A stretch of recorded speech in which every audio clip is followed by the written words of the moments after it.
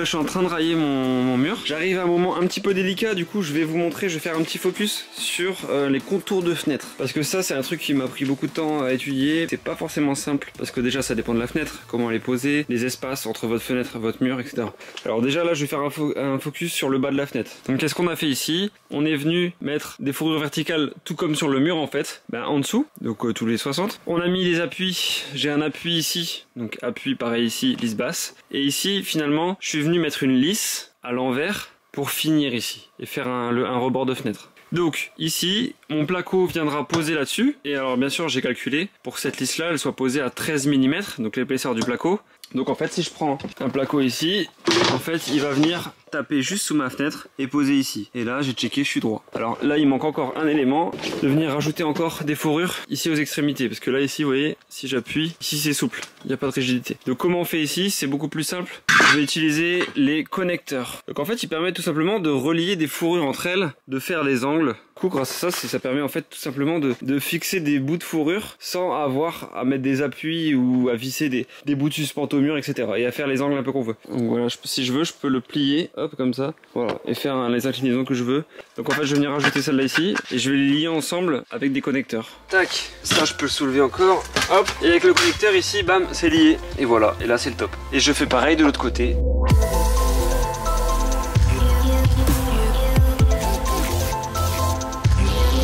On va checker ensemble.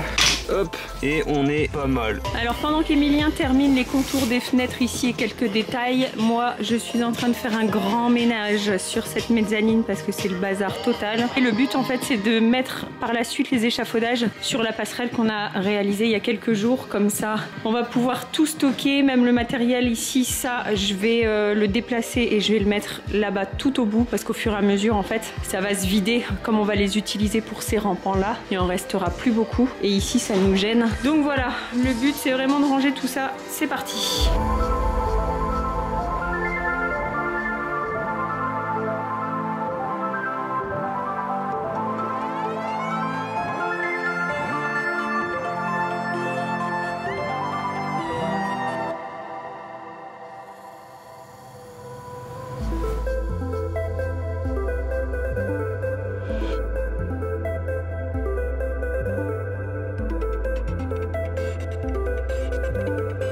Le bas des fenêtres est fait, c'est solide. Je ne suis pas peu fier. Alors on a juste pas fait le haut des fenêtres. On met en attente avant de vraiment faire la décision de où on va arrêter le placo, etc. On part du fond, donc on a fait tout ça là-bas.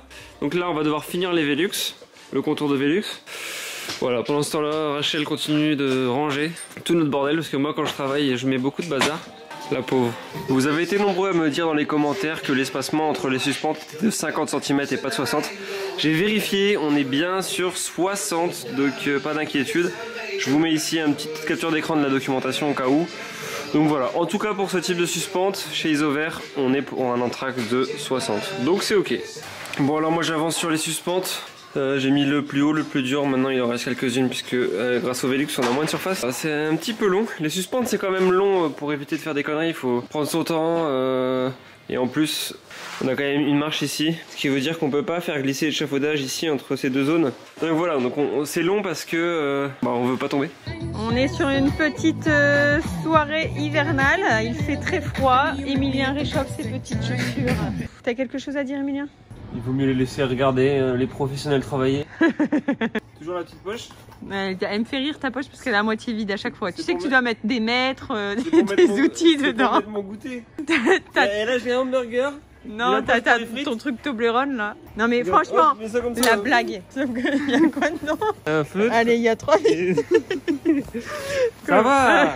Ceux qui ont déjà essayé savent, ça demande un temps d'adaptation. Tu la mets, t'arrives pas à mettre tes trucs dedans, tu continues à poser par terre, mais au fil du temps t'arrives à mettre dedans et...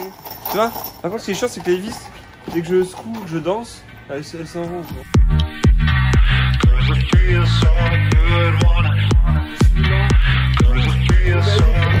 Donc là avec Emilien on part sur une petite soirée nocturne à l'usine. Donc ici Emilien va mettre toutes les suspentes. Pendant qu'il met les suspentes, moi ici je vais isoler entre les chevrons en mettant de la laine de 80. Regarde. Quoi? Fais un tour de machine.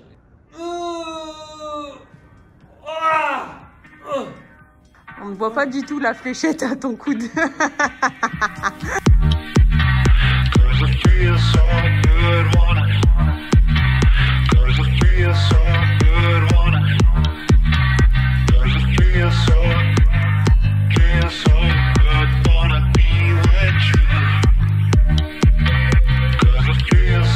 Bonjour à tous, nouvelle journée. Aujourd'hui on est un vendredi, c'est la fin de semaine, c'est aussi le début du confinement. Du coup j'en profite pour apporter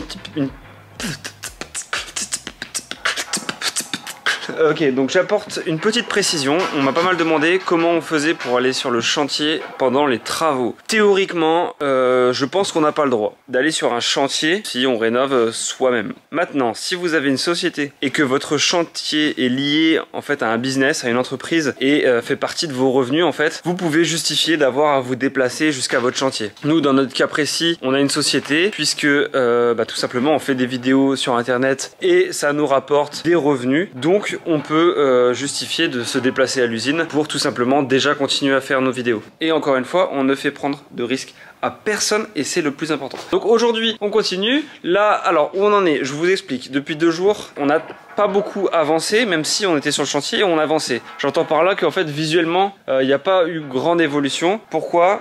Parce qu'en fait, si vous voulez, on est quand même au niveau... On travaille sur l'échafaudage ici. Ça nécessite quand même de faire très attention. On travaille en hauteur, on travaille avec une marche ici et du coup ça prend beaucoup de temps de déplacer les échafaudages, ça prend beaucoup de temps de monter, descendre et du coup en fait pour le placement des suspentes, mettre les ficelles, à les mettre aux 4 coins etc. Ça prend juste un temps de malade. Bon, comme on a bientôt fini les rampants, je vais profiter de cette vidéo pour faire un petit résumé des étapes pour poser les suspentes et l'isolation sur les rampants. Je vais essayer de faire des étapes claires et reprendre chaque point et notamment avec les difficultés de la rénovation. Les difficultés c'est quoi? C'est numéro 1, la charpente n'est pas droite. On a des bois qui sont complètement vrillés. Deuxième difficulté, c'est quoi la deuxième difficulté? La deuxième difficulté tout simplement, c'est que on est en pan incliné. Donc c'est parti, première étape. Alors la première étape, elle va consister à voir à quel point mes bois sont vrillés et la marge que je vais devoir prendre. Pourquoi? Parce que si je décide de venir mettre mes suspentes, placer mon placo à ras de ce bois là par exemple, pour économiser un max de place, je vais me retrouver gêné. Pourquoi? Parce qu'il vrille tout simplement comme ça. Donc en fait, avec le poids de la charpente et avec le temps, il s'est affaissé au milieu. Si je commence sur le côté à poser ma suspente pour avoir mon placo ici, arriver mon placo jusque là-bas, je vais toucher le bois en fait. Donc du coup, j'utilise mon niveau laser. Je vais le positionner tout simplement comme ça. Et en faisant ça, alors bien sûr je le mets en mode verrouillage. Je positionne mon laser droit pour que ça aille à chaque coin là-bas. Voilà, maintenant que je sais l'espacement que je vais pouvoir prendre en plus à cause du fait que ma charpente n'est pas droite, je vais venir tracer 4 points de repère sur mes A ici. En fait j'ai tracé ici à 6 cm, j'ai pris 6 cm de marge, en prenant un peu plus, hein, en fait comme il y a 5 de vrille j'ai pris 6, j'ai tracé un trait. J'ai fait ça aux 4 coins. Grâce à ces points de repère, j'ai plus qu'à venir placer mon laser et du coup le laser permettra de définir la planéité du placo fini en fait.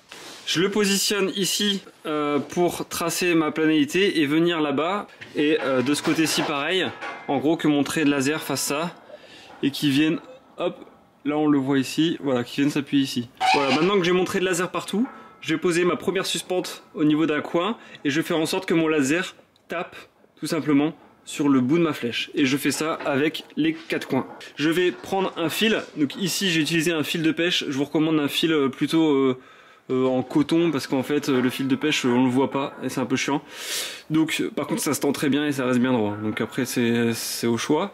Donc vous tendez un premier fil entre cette suspente là et celle là-bas et vous pouvez maintenant placer vos suspentes ici intermédiaires tous les 60 cm. Voilà, maintenant une fois que vous avez 2 rangées de suspentes de chaque côté de votre charpente, vous n'avez plus qu'à tirer des ficelles entre chaque suspente latérale. Maintenant, une fois que toutes vos suspentes sont placées, on n'a plus qu'à poser l'isolant. Donc je rappelle un isolant pour nous dans notre cas de 8 cm entre les chevrons, tout en laissant 2 cm de lame d'air entre le pare-pluie et l'isolant. Ensuite on a un isolant de 20 cm puis une membrane. Bonjour, je vais vous prendre un menu wrap poulet bacon s'il vous plaît. Bon les gars, super nouvelle, ma 1007 roule à nouveau. Je suis trop contente parce que moi perso je m'en fiche des voitures. Donc tant qu'elle roule, c'est le principal. Et puis voilà, je roulerai avec cette voiture jusqu'à ce que mort s'en suive. En ce moment j'arrête pas de travailler et du coup je suis pas souvent sur le chantier, mais là j'ai terminé plus tôt. Du coup, je vais aller acheter du McDo pour Emilien, je vais lui faire une petite surprise et puis je vais le rejoindre sur le chantier parce que là, on va essayer de se faire une grosse journée. On va avancer un maximum sur l'isolation des combles et on va essayer de terminer cette partie-là ce soir. Objectif, on finit ce soir. Voilà. Il a bien avancé. T'es sérieux? Ça c'est la valeur du travail, c'est la reconnaissance du travail. Monte tes mains et c'est bon, t'as le droit de manger quoi. Allez, à table.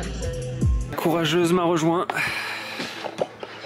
Voilà, comme ça on va pouvoir terminer plus vite.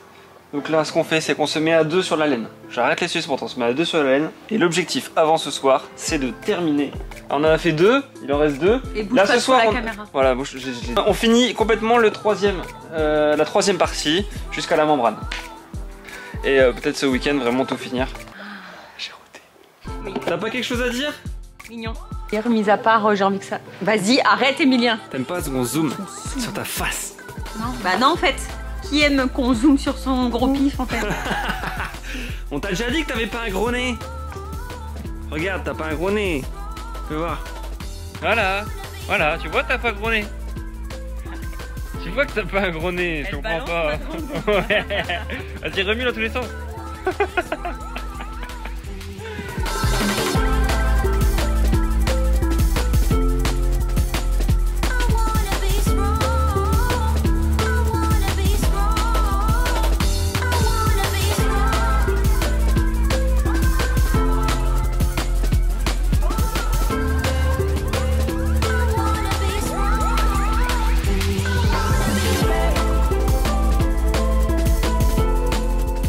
Ça y est, on a terminé la première laine, la laine de 8, et on attaque la laine de 20 avec le sourire. Bon, en tout cas, on a le matelas pour dormir cette nuit. On est plutôt bien, matelas, j'ai mis un oreiller. Allez, on continue, on continue.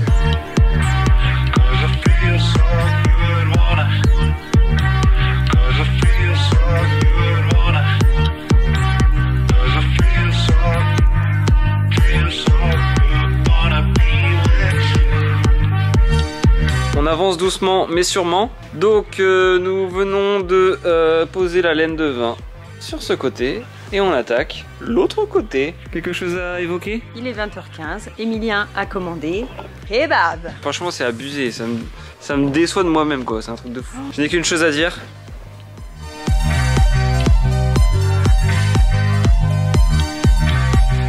Regardez-moi cette petite couche d'isolant. Ça fait trop du bien de mettre le petit manteau à cette usine. C'est tout moelleux, tout isolé. Nous sommes sur une alimentation saine et équilibrée. Oui, mais nous aidons nos restaurateurs locaux. C'est ton repas préféré. On a allumé notre petit radiateur parce qu'il commence à faire froid. Et il est 21h. Voilà.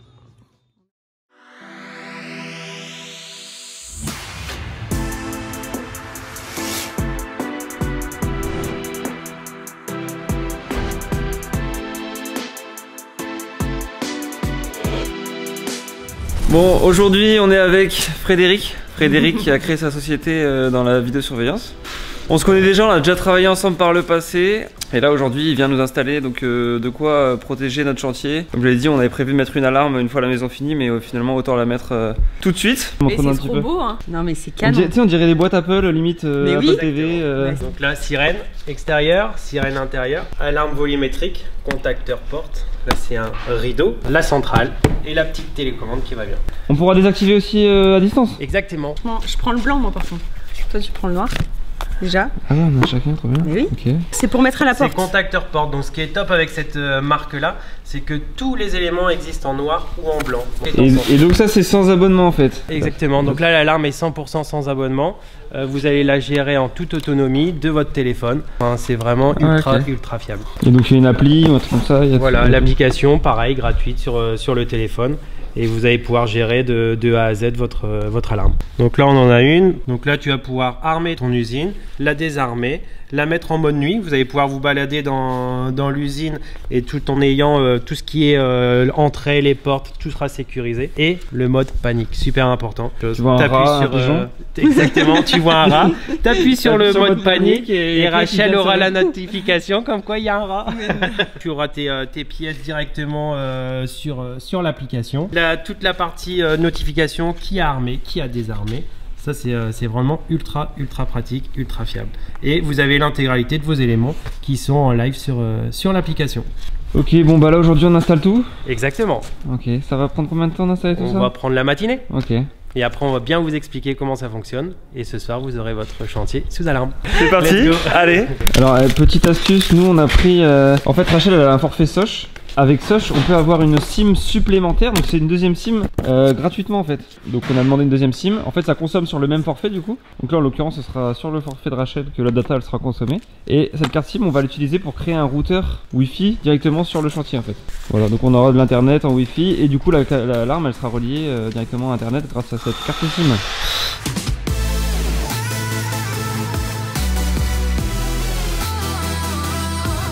Voici ce mot de passe bancaire. Faites-vous plaisir. Alors on a un dessous de plat noir et un dessous de plat gris. Mais il est con, il rigole. Et là il y a un petit ventilateur pour réchauffer en fait votre plat. C'est induction. Induction là. C'est vraiment pratique. Et ça on ne dira pas ce que c'est du coup. C'est un briquet tout simplement. Ah bon? C'est un briquet vegan. Hop. Ouais, je voyais ça autrement. Ouais. Très pratique. Il en profite pour faire sa pub pour montrer qu'il y a internet. C'est malin, il me dit regarde il y a internet, il est sur son site. Google. Il est malin. Voilà un site neutre. Je l'appelle comment votre installation? Rachel et Emilien. Rachmilien. Rachmilien. Rachmilien. R-A-C-H-M-I-L-I-E-N.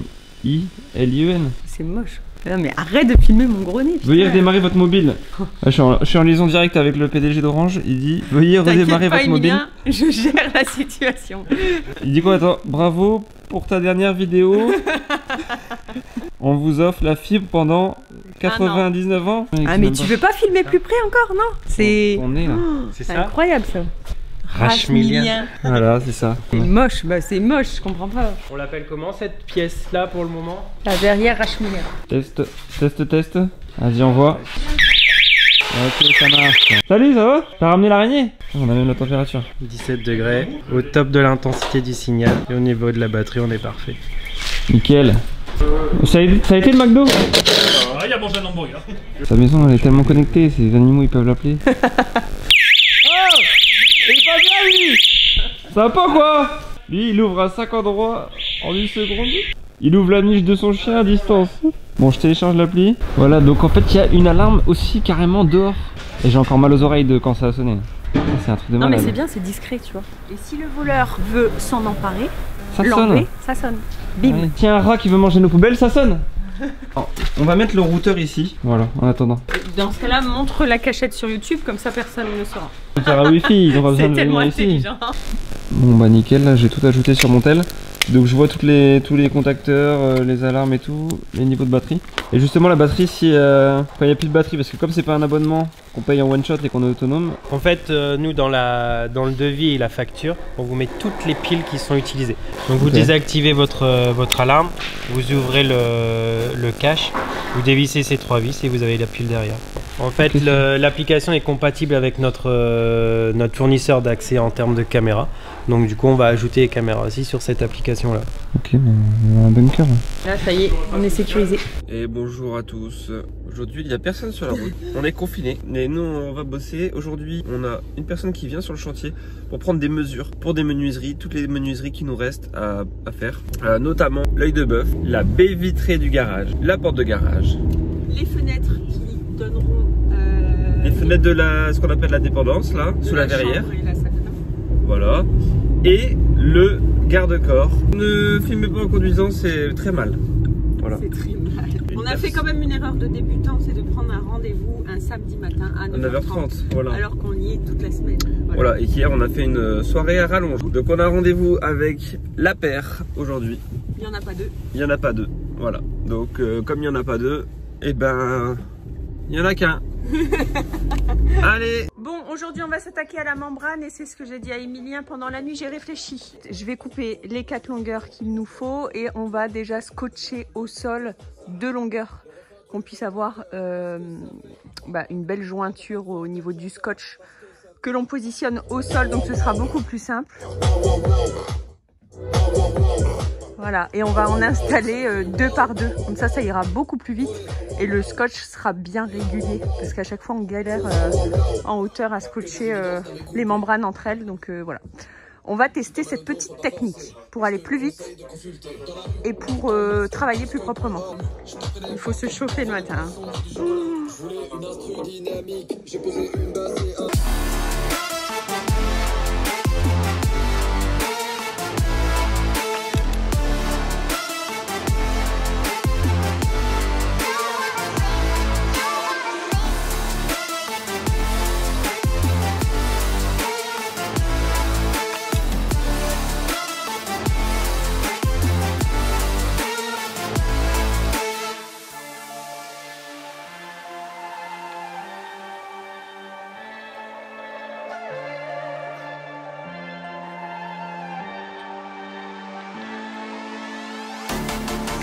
Et voilà, on a vraiment gagné un temps fou en faisant cette technique-là et en scotchant au sol 2 membranes entre elles.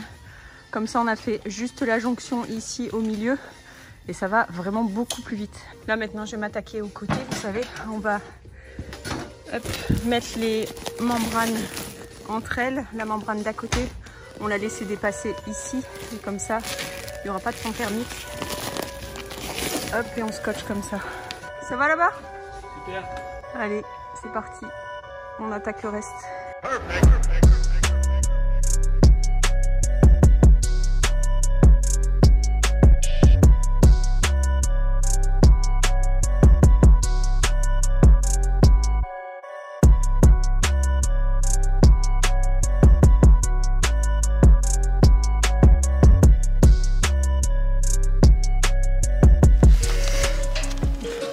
L'étape finale, une fois la membrane posée, et de clipser le champignon final. Alors attention, une fois qu'il est mis, on peut plus l'enlever. Bien joué bébé! Pourquoi on appelle ça un champignon? Parce que ça ressemble clairement à un champignon de type vénéneux. Il y a forcément un nom, mais pourquoi nous on l'appelle champignon? Je comprends pas. Les champipi on dit aussi. Champipi. Voilà. Allez, on termine. Ici on a les gaines de VMC, on les laisse passer devant la membrane. Voilà, comme ça on fait vraiment aucun trou. Et ça passe comme une gaine électrique en fait entre la membrane et le placo.